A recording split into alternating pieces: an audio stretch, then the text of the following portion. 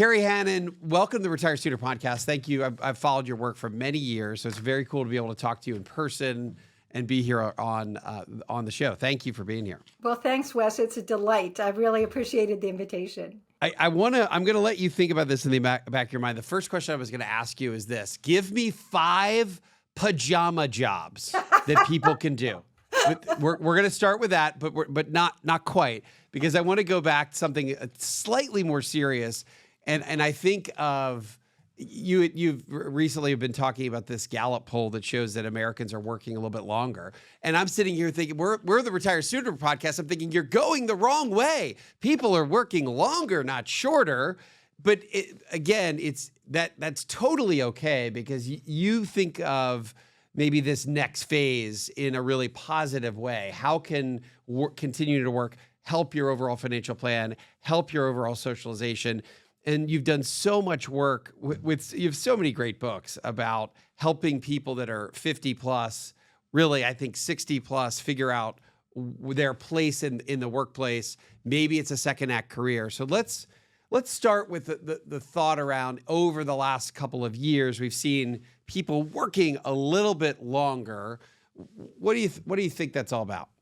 Well, Wes, I think there's a couple of big trends going on here, but one factor is that people are finally starting to get it, that in fact they, trying to support 3 decades of financial living in retirement is kind of a daunting task, especially if they've late getting to the game, or they worked for an employer that didn't have an employer-provided retirement plan. That makes it really super hard. So the ability in today's world, and one of the big trends that I wrote about in my book, In Control at 50 Plus, that came out of the pandemic, was remote work, which used to be, oh, well, isn't this a nice thing? And you'd beg your boss to be able to stay and work from your home office. It became something quite accepted, and sort of the genie was out of the bottle. Yeah, companies want people to do hybrid stuff these days. But if you can work remotely, for someone who has retired or wants to continue working on their own terms, remote work is a real panacea for all of this, because you can keep earning, but you have that flexibility. And when you ask people what they really love about their jobs, they'll often tell you it's flexibility. That's what they really want. They want to feel in control. Yeah, autonomy is it's funny. We were right as I walked in before I walked into the studio today, one of my colleagues looked at I've got these 2 big double screens, the wide screens, and I have 2 of them, and they've been set up for years, and I've used them for many, many years. And then I guess it was because of COVID, I was mostly just on my laptop, which is this little tiny screen. And I never went back. So I've got these 2 big screens in my office, and then I still do everything on just the one little, not only is it one screen, but it's a really little screen. And I think that's why over the last couple of years, my eyes have gotten so bad. I've had to start where I've had to take my readers from 1 1/4 to 1. I think I have to go to 1 1/2 now pretty soon. But so a lot of things, COVID, that period of time changed a lot. One, you're saying people were introduced to a broader variety of remote. I so agree that if you can find something, we call this the retirement gray zone, where America tends to think of retirement as a cold turkey, black or white. Hey, I'm working now, I'm not working. The reality, to your point, you've got so many decades to fund. For so many Americans, it really helps to have that interim period. Maybe it's a 2-year, 3-year, 5-year period where they're working less or more flexible, more autonomy. So then I'll circle back to pajama jobs.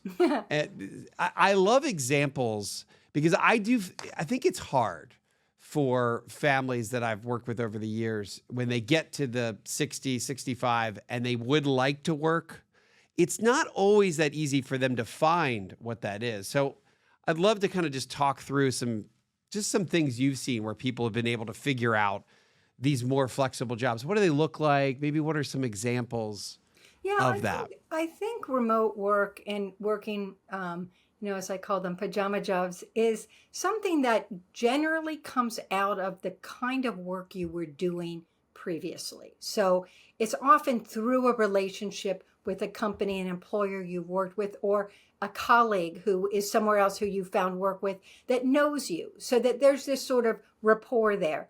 Like, for example, for me, I'm a writer, right? And I interview people and all of these things. We were just talking about how great Zoom is.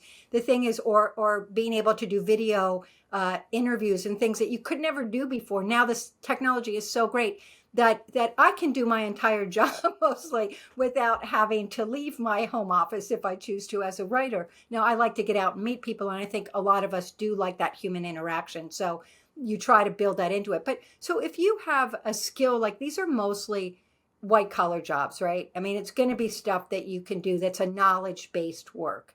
So writing, if you're accounting, bookkeeping, if you even graphic designing or writing, fundraising pitches, or, all kinds of, it can be so many different fields, the medical field, doing insurance business. So it's stuff like what field have you been in, and how can you pivot to finding work within that sweet spot that you already have many of the skills that you don't need to be in-house asking somebody for help, but you actually know how to do the job. How often is it for people you've written about and interviewed over the years, how often is it a part of the plan and they're at 62 and they say, I think I've saved enough, but I don't want to start tapping into my funds.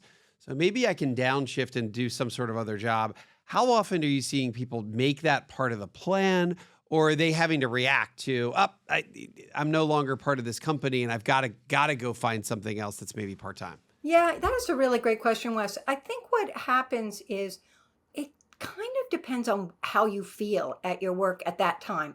If you've saved appropriately and you are just simply burned out and, you don't see yourself, seeking and striving for that next promotion, that next, that all of that, you're over it, then sometimes people do want to take that pause and step away, kind of do some of those things they put on the back burner to have that work balance, that balance to their life. And then they start thinking, okay, I'm ready. I'm re-energized. I'm ready to re-enter the workplace. So I don't think it's necessarily a decision they've made up front. Many people, they kind of step away and then they come after a period of time, say, you know what, I'm a little bored with if they don't have any great hobby or purpose, or they've gotten involved in a volunteer opportunity and traveling, they've kind of run their passport through a lot of checkpoints. So I just think that happens. There are the other people that are very thoughtful about it. Like they've saved enough to retire early, but frankly, they love what they do. They absolutely love their work. So they think about,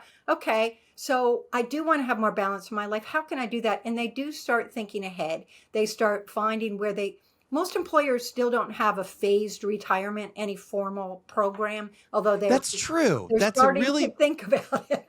Yeah, that's a really interesting point that I don't know why I've never thought about this, but you're right. The companies don't almost at all do that. It's fascinating that if you think about thousands or millions of companies in the United States, very few do you ever hear of any sort of phasing out? Well, I guess you can, right? If you're a doctor, you go 5 days and now you're down to 3 days and down to 2 days. So I guess it's possible in some professions, but companies in general don't really have a phase out path for most jobs, do they? Yeah, and I think there's a reason for that because it's expensive, right? And if you make a formal policy, then you have to offer it to everyone. And so they tend to cherry pick the people they want to keep around because they don't want to lose that expertise and that experience. And frankly, Wes, moving forward, employers, are not going to have much of a choice about this because with fewer younger workers coming up, just sheer population growth, we are not seeing a lot of young people. There are more people turning 65 this year than ever in history.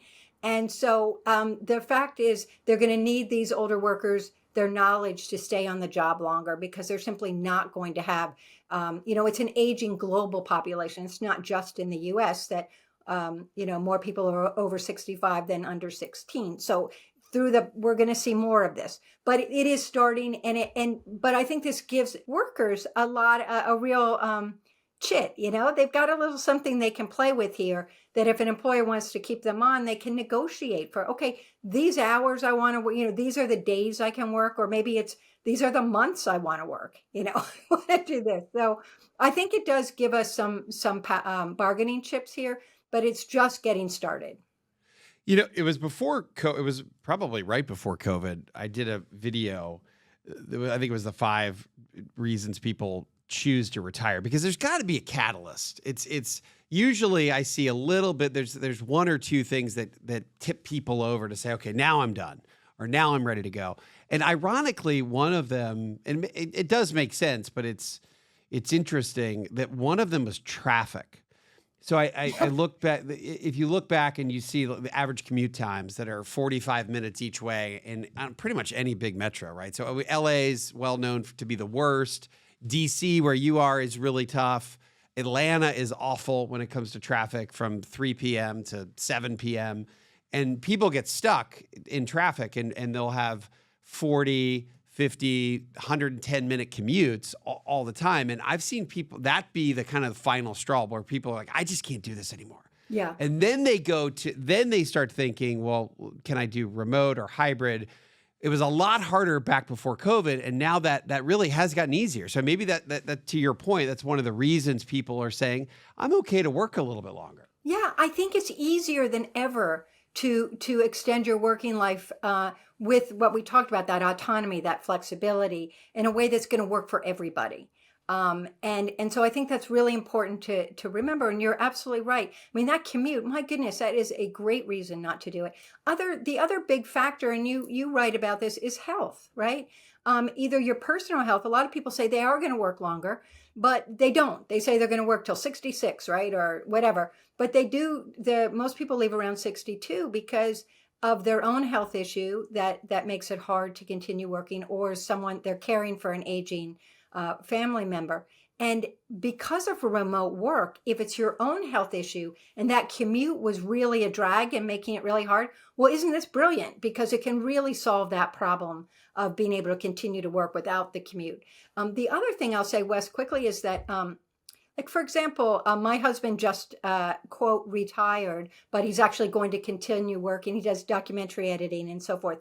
But so he stepped away from his full-time. So he's a filmmaker. Yeah. Or yeah. he's an editor. He's in the film industry. Yeah. So he's going to step away from his full-time thing, but he's going to continue doing projects, he said. And I'm like, don't use that word retire around me. Have you ever read anything I wrote? And he's like, well, but for him, it was the impetus to do it is he had finished a series that had just ended. It was a good stopping point. He's 70 years old, so he worked longer than the people who many of your listeners are maybe. But he did it because he absolutely loves it. But he also started seeing people around him, with his really good friends with serious health issues, who are unable to do those things they had said they were going to do. They wanted to travel. They want to do this. He goes, you know what? I want to do. I'm healthy. I want to be able to go do some of these things. So I'm like, yeah, absolutely, get it. I think that's a big reason to step away, is if you saved, go do what you want to do. Who knows what the next chapter is? So I think about this thought around the mental shift of now starting to use your money. We spent a lot of time here. We've had a lot of different episodes really talking about distribution, the 4% plus rule, weighing different withdrawal rates, because it's very scary to, even if you have plenty of money, let's say the average happy retiree, our research shows, has about $1.25 million of liquid assets. But it doesn't matter. I've seen many a family that has $3 million or $5 million or $10 million. And it almost doesn't matter how much you have saved. There's still trepidation in saying, okay, no more income's coming in, wage income, because I'm done. And now I have to start living on these assets. That's kind of a scary proposition for anyone. And I know that you've talked about this, and some sort of other work can help bridge that gap where where the distribution phase of not being nervous pulling from your money. You're right, Wes. It's a psychological safety net.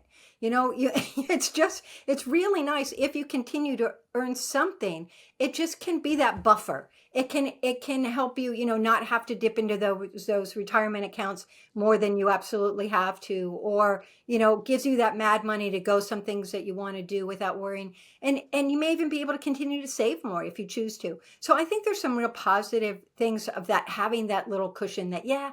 And because that, you're absolutely right. People just are terrified about taking the money out because we're so hardwired to save. We're just told save, save, save, save, save.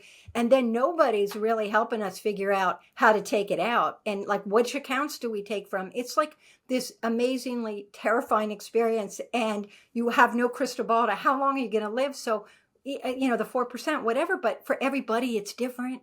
And Yeah. your spending habits it's really. And so I remember with my husband, I'm like, okay, great. You can step away from your full-time thing, but you better figure out how you're paying yourself, because what I meant is, which accounts, you figure out which accounts, but so luckily, and I advise everyone, work with a financial advisor to help you figure this out, because it's really can be quite tricky.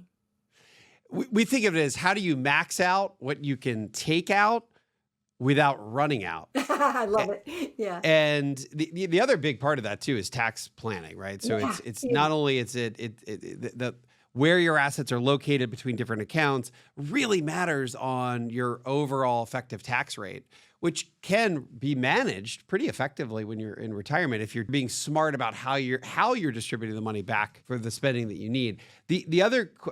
I guess my other question is, what is the workplace like now if you're 60 plus?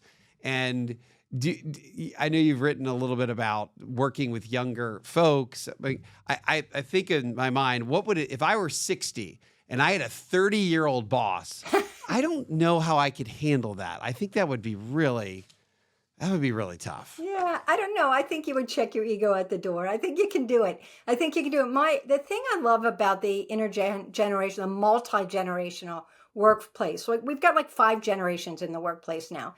And it's really great. I mean, there is so much we can all learn from each other. And but it comes down to there are 2 basic things. It comes down to respect for the other person, that they're in that job for a reason, and communication, right? How are we going to communicate? Because each of the generations likes to communicate differently.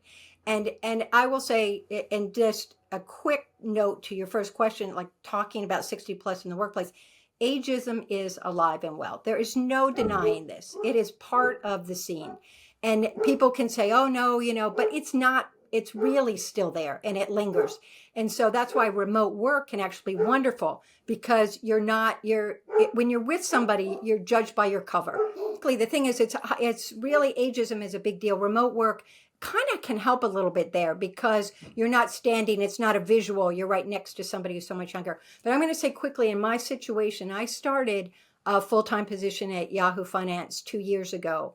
I'd been running my own business, which I still do as well, but this is fantastic. The manager I report to is I never even asked her age, but she's roughly 2 decades younger than me, right? And we don't talk about this, but the fact is, I've never been so energized by my work again, because I've been writing about work and jobs and retirement for years, and she brings to it this new lens, this new way of looking at it, that where I'd gotten a bit jaded, I'm like totally excited and energized, and she's so smart. So it's really been, I never expected that. But what is it? What is it like?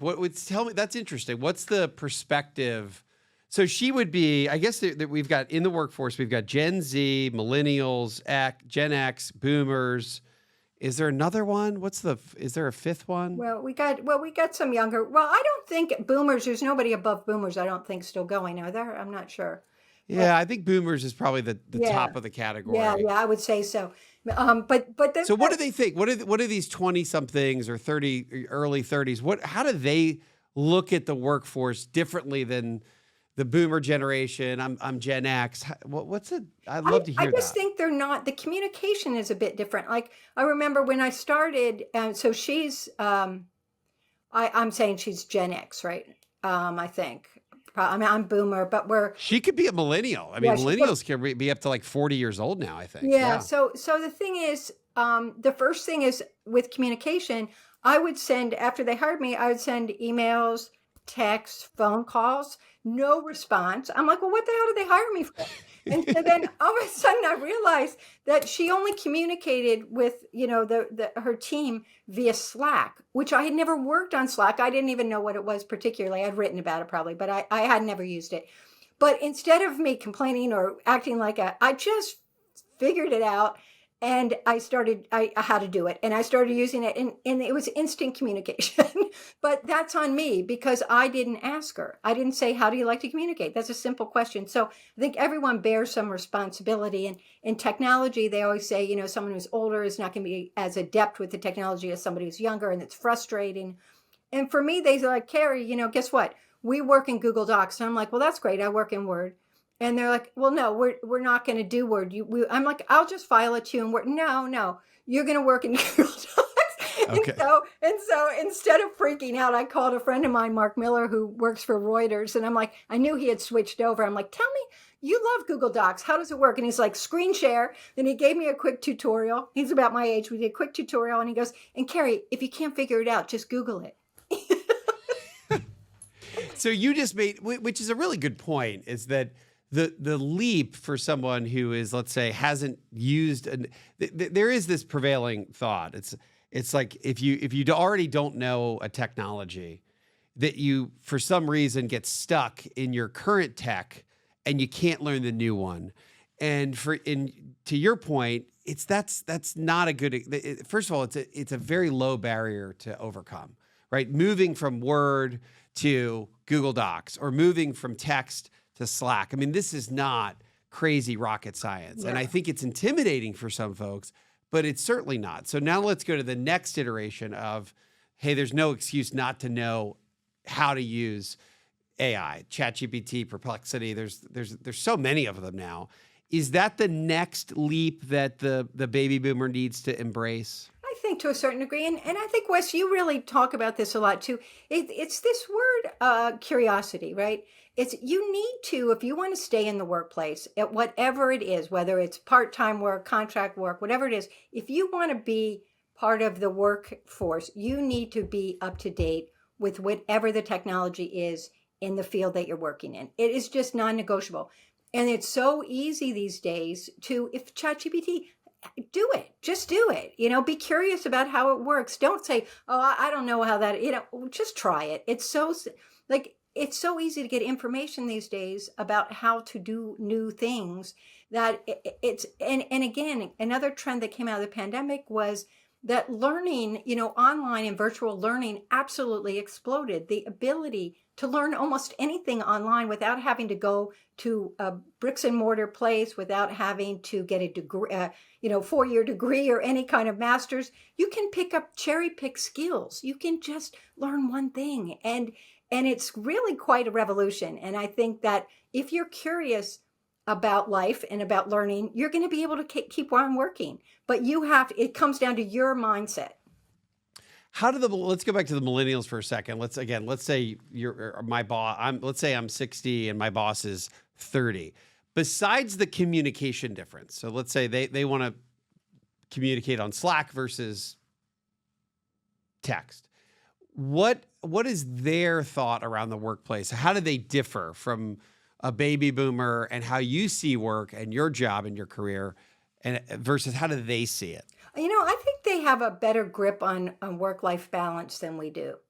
They do? I honestly do. I think not that their work ethic is strong as well, but I think they're really much better at drawing that line in the sand and saying, I'm off now. I'm not responding to these messages. I mean, I'm up at 5, I'm sending people, and I'm like, nobody's going to be looking at their Slack, Kerry, but the thing is, I'm awake, so I think everybody else should be. So, but I think also I think they're better at it than we are. I think there may be a little bit more, and this is just a general comment, less willing to go see the long term. There's more job jumping within the younger cohort than there is in the boomers tend to be that when we have our whole careers tended to be stick with it a little bit longer with employers. They jump jobs more quickly. They're moving to the next thing. They don't always I feel like an old timer when I say stuff like,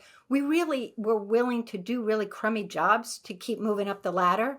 You know, it's like, I remember being a fact checker, it's like you did it. You did the dirty work so that you could get a chance to get that next step. Today, I think there's a little more expectation that they're going to move up faster. In order to do that and get more money, in order to do that, they change jobs. This work can work, right? I'm not saying it doesn't, but so I just think there may be a different outlook. But I think the most important one is this work-life balance, and maybe they're onto something there. And they're also saving at much younger ages, and part of it is, I think, because of there's more employer 401ks were really just starting. Yeah, they basically were just starting in the 80s. Yeah, Yeah, and early nobody 80s. told us what to do. And if you were lucky, you figured it out. But now there's much more education on it, and employers are now, this auto enrollment stuff is amazing because instead of procrastination, people are automatically until getting put in their retirement. Is it, I just think it gets people started. And once you start saving, you keep saving. It's like working out. Once you start running, it's easier to keep running. Yeah. I want to ask about men versus women in the workplace as we're, let's say 55 plus, 60, trying to figure out that next phase or another second act career. But maybe we just start out with the advantages. So we think of, you've talked about ageism. It exists. However, the perspective that you have too on why older workers are so valuable. And you talk about this, they're really team oriented, and that's really productive. They're less likely to be looking to hop jobs. If they're in this final phase of working, there's maybe a little less ego, a little bit more willing to work.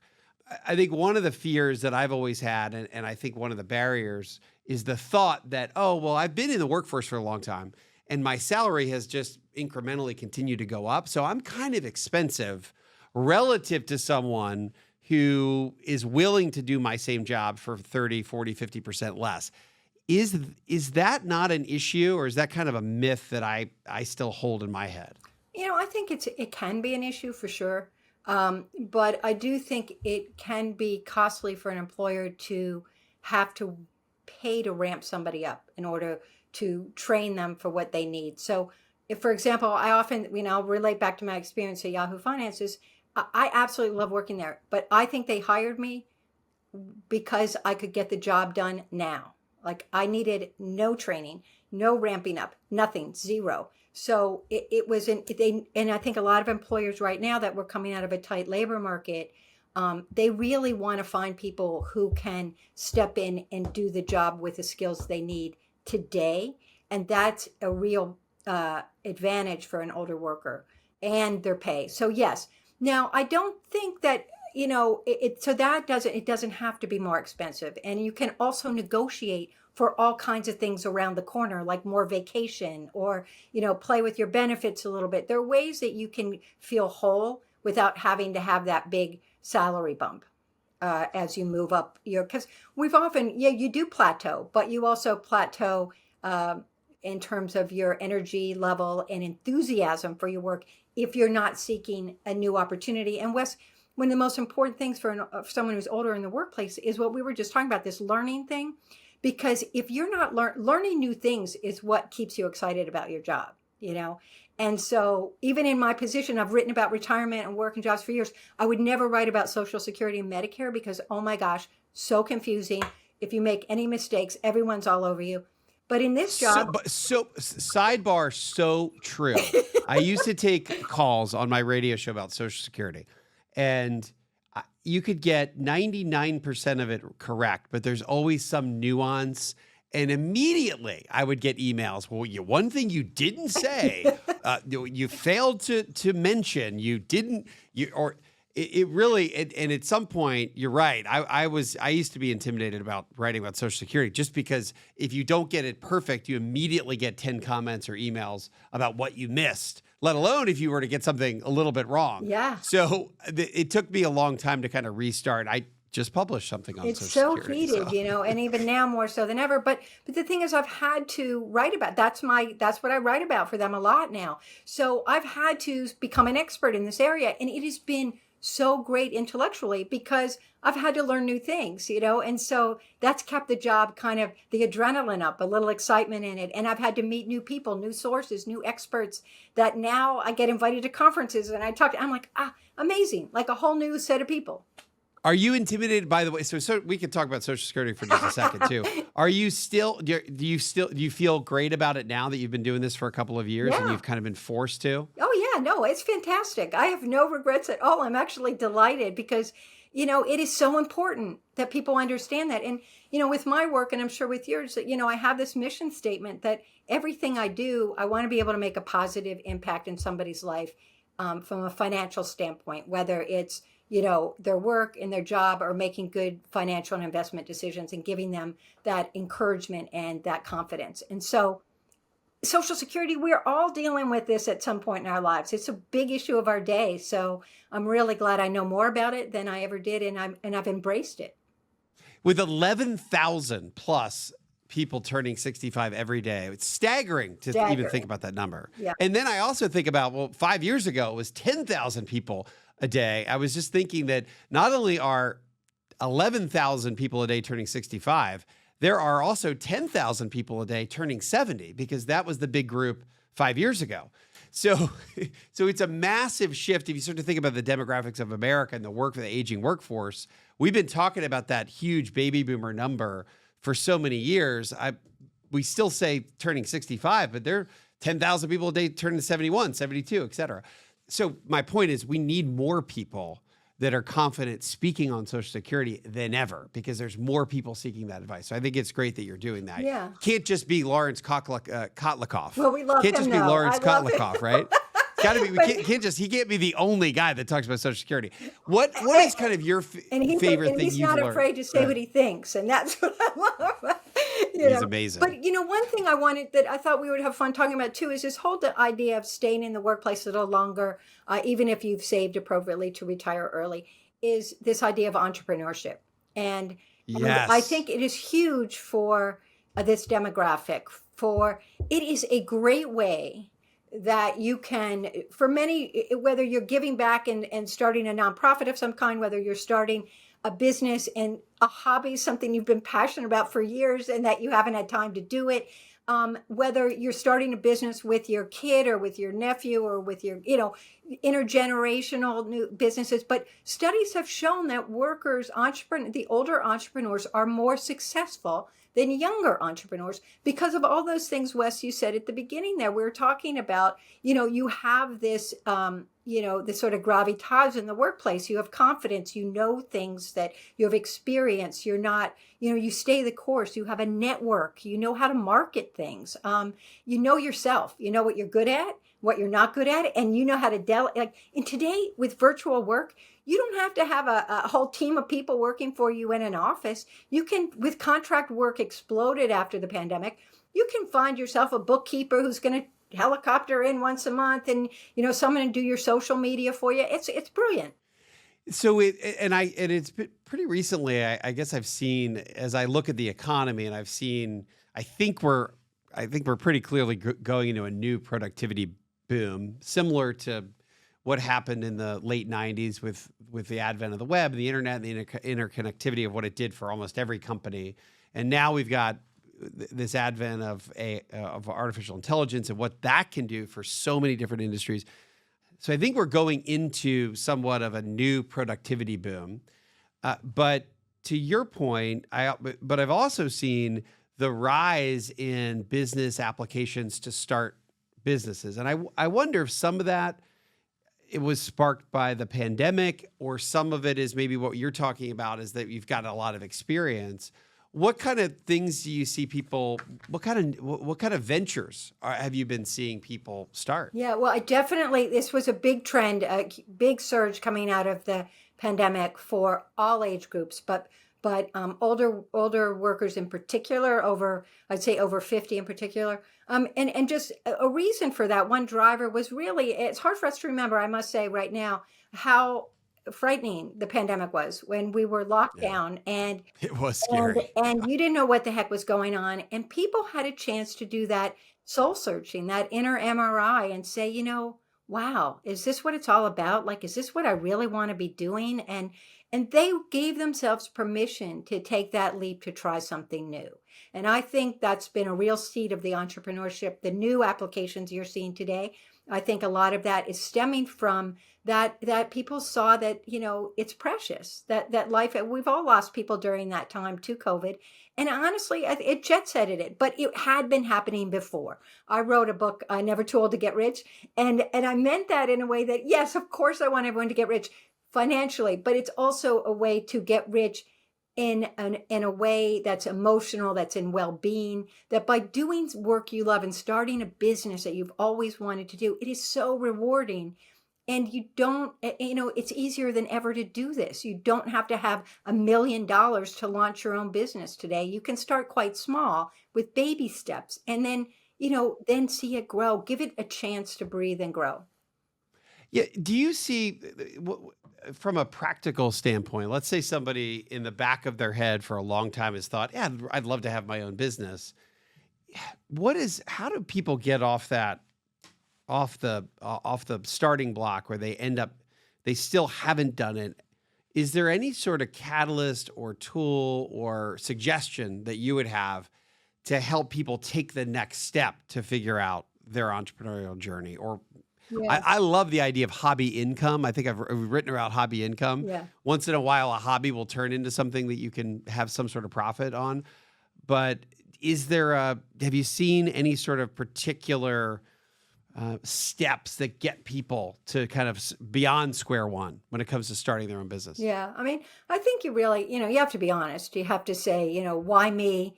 Why now? Why this business? Because there's so many businesses out there. What do you have that's going to make it, that's different than what somebody else has? So it's really, if you're interested in starting your own business, you really have to just, all of the entrepreneurs I've interviewed over the years, I started off with a book called What's Next, which people who did something for 20 years and shifted to do something completely different.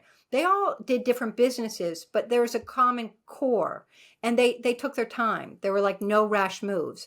They got their financial house in order so that they paid down debts. They were lean and mean so that they didn't, because you're not going to be able to pay yourself out of your business for the first couple of years. And so they added the skills or the certifications they needed. So they talked to people in those fields to see where the holes were, where they might fit in, and they really, it usually took about 5 years to make that pivot. So it doesn't happen overnight. Wow, it took that long. It took that long for people to kind of manifest. Yeah, you start off with literally you're working your main job maybe, and you start off doing it on the side. You start at, moonlighting or going and job shadowing people who are in these fields. Anything you can do to really, because, I have a woman I know who she took early retirement. She was from a law firm. She was a lobbyist here in Washington. And she loved to garden. And she's like, I'm going to start a landscaping business, and she's a fantastic gardener. But she had clients because we're all like, yeah, you're fabulous. But when she got out in the garden, she realized she hated it. Like she was so miserable because it was her hobby. It was something that was the respite from the craziness of Washington lobbying. And so she quickly got her act together and stopped, and so you really do need that time to make sure. And it's okay to make mistakes. The other thing is people think it's forever. Gosh, no. I mean, it's like a patchwork quilt. You might do something for a while. When I went back to that What's Next book, after a few years, I redid it as a paperback. A third of them had moved on to something else. So keep it in mind that people get caught up. It's not your linear career. Yeah, if you're starting a business, fabulous. And if you have a younger partner going in, even better, because that gives it a chance to keep going. But you're doing it for different reasons, I think. I do love the idea around curiosity that not only do we have to continue to have that, but it's so many Americans, and we're a big telecom town in Atlanta. Bell South was here, and then of course that was AT&T, big business in the Southeast. And I think about folks that either have worked or have just retired from a big telecom company. There's a lot of longevity there. Utility companies, telecom companies, you'll see people work for 30, 35, still to this day, 40 years at the same company. And it's hard for them to make a big shift because they've been with a company for a long time. But the hard thing about that is that it's hard to keep learning and doing something new. And that's why I see people get kind of downtrodden after a lot of years at the same company, because it's hard for them to keep doing something new and learning something new.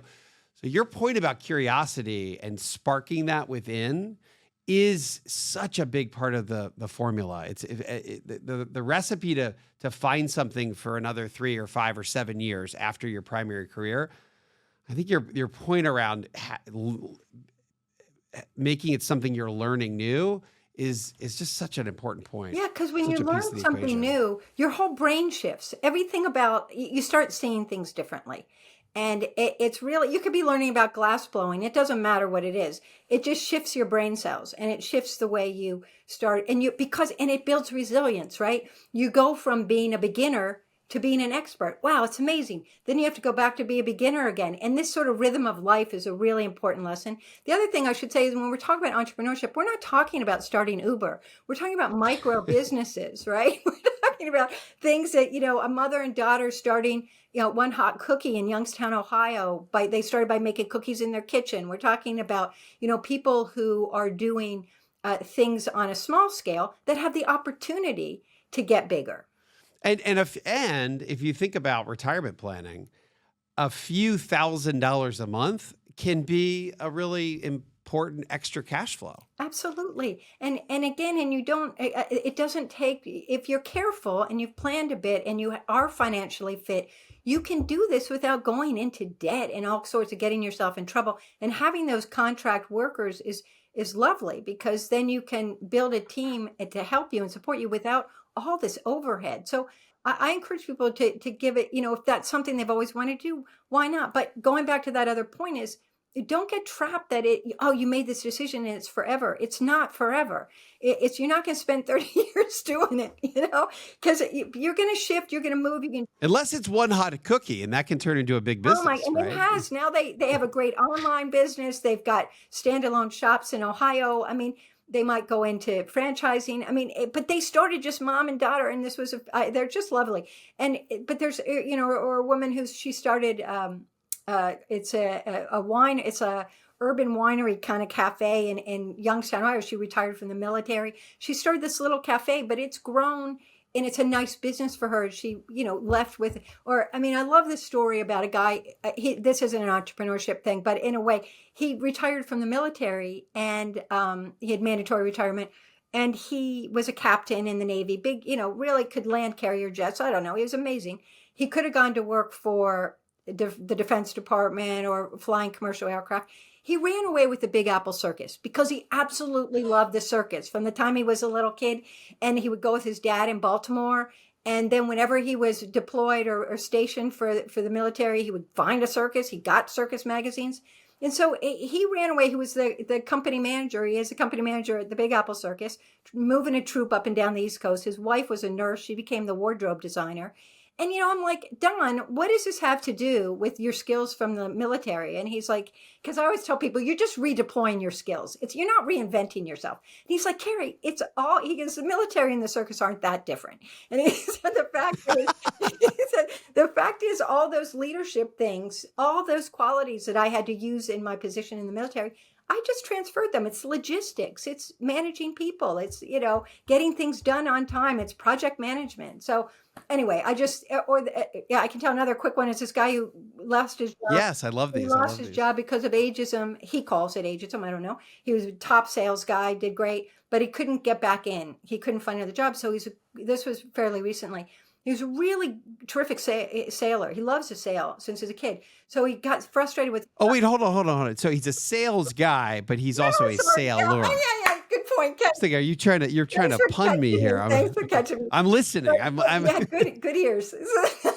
So anyway, he decided he got fed up with the job search. He went to Longboat Key, Florida, to teach sailing for the spring. And he's out on this boat with the CEO he's been giving private lessons to all week. And the guy, he's telling his guy his story. And the guy said, well, you know what? We're looking for a project manager at my company in New Jersey.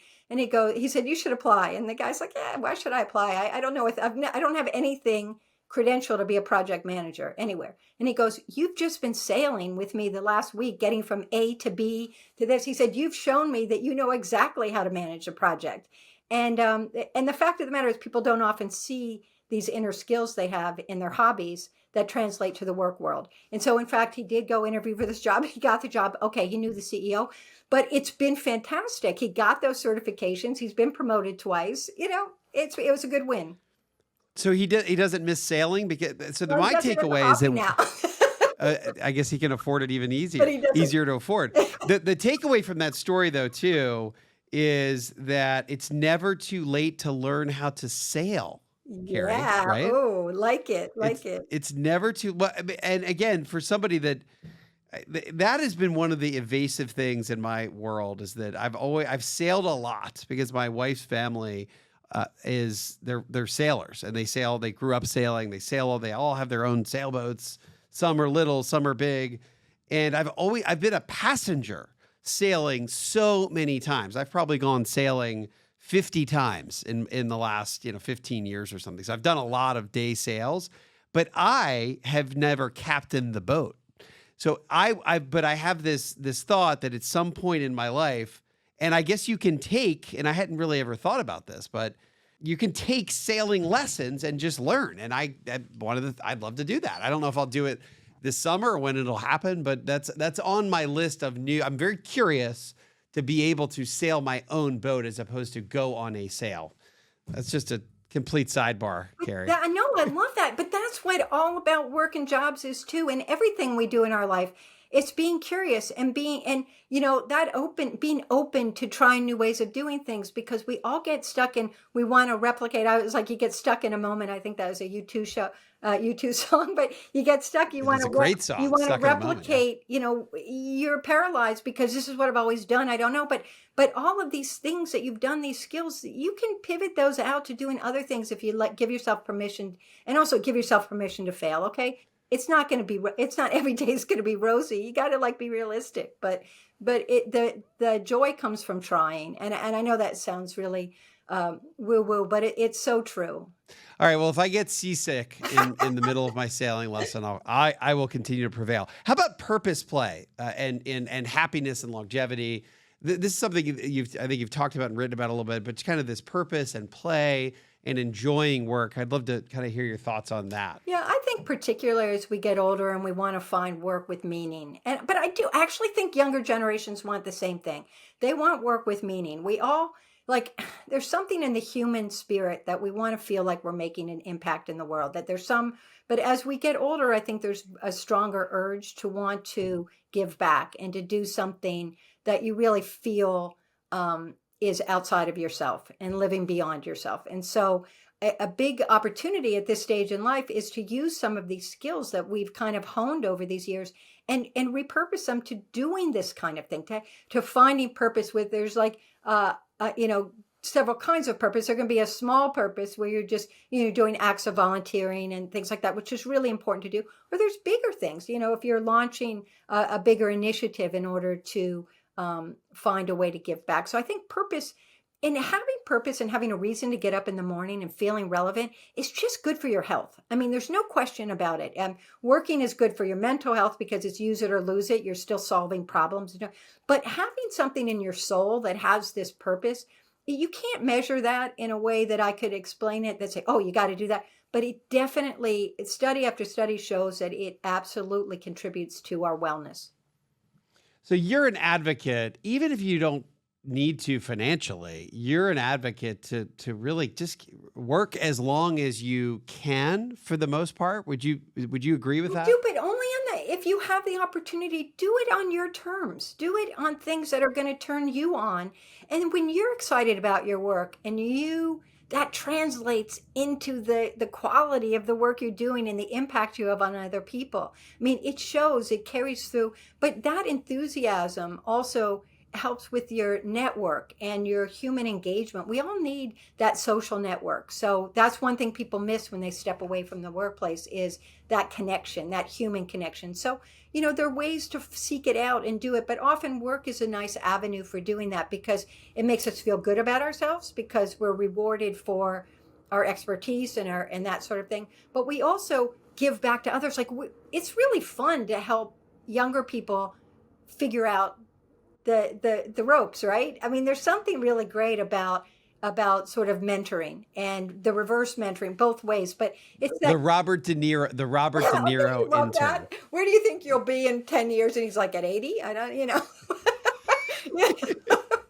But that's it's a fun example of that. But anyway, it happens. And I just think there's a lot of fun in that.